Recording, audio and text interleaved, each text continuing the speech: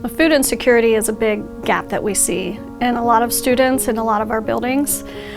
This can come out in misbehavior that I hear a lot from school counselors or social workers, and it really is a lack of nutrition or availability to food. We unfortunately have multiple students who will face situations like parents losing jobs and not having enough food at home and coming to school and really relying on any food resources we have here to carry them not just through lunch, but like in the morning as breakfast or after school so that they can participate. And we also have a number of students who are homeless and facing transient living situations.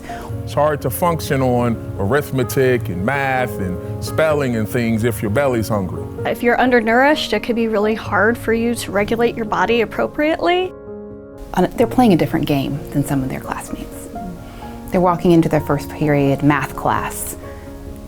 Their brains aren't in the same space ready to learn that some of their classmates lucky enough to have had dinner the night before and breakfast that morning. So we go out of our way to make sure you got to take care of the entire child, which means reaching out and taking care of the entire family. As society has changed, the need has changed. We've seen an increase in need, but so has everyone. But I think what's special about this place was how our community rallies around us and does all they can to take care of each other. One of my favorite stories is we had an incredibly wonderful, resilient student who turned 18 early in the school year, and parents said, you need to provide your own way. And so they were living out of their car for a while. And they really, truly, this is as we were transitioning from the bags to being able to take different pieces.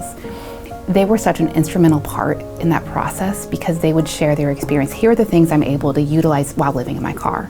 Like, I don't have to heat this up or I can eat this cold, things like that. And so that sense of ownership for them was beautiful. Like, they really, truly, they reached out again a couple years ago and they're doing great. They went to college, they are just so successful. But they talked about how their program helping to start this as it currently is was such a driving force in the career they've chosen and what they've decided to do with their life.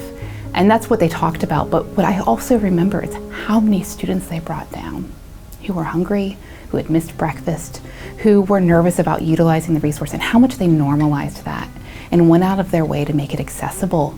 The backpack program is very important and essential, and there's no shaming, there's nothing like that. Kids proudly get them, and it's okay because we all need a little help sometimes. Everybody's doing the best they can with what they have. So we need them to know it's okay to ask for help. The Share Bac-A-Pac program really fills a critical gap that we cannot fill here at the school. We have systems set up to support our students when they're within our walls and within our care, including food. But as soon as they step out of our environment, there's little control that we have. So it's really important that we have community partners that can provide the meals and the food to the students when they are home for the weekend or over long breaks, and that's just something that we cannot do without the community support. Share Bac-A-Pac has been the bridge for a lot of my students and their families connecting to warm. Like them understanding that this resource is available and that it's safe, that there's not a stigma. These kids come in and they have such a warm and positive relationship with warm before even having gone.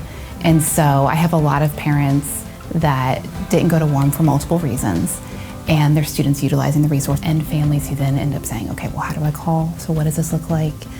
And watching that connection and that need being met is just really powerful. I think the beauty of the program is sometimes when it affects families who are, due to an injury, a loss of work or something, have not been in this position before, and they really don't even know where to go for help.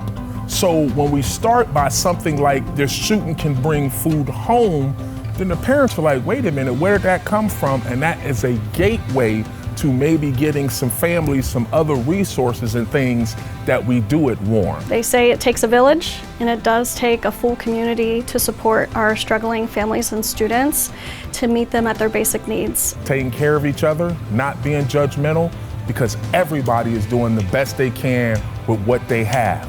So part of being blessed is passing on those blessings to others. And as long as we continue to do that, we're gonna be okay. Thank you for caring about our students and our community. It changes their entire life. So thank you for changing lives. That's what I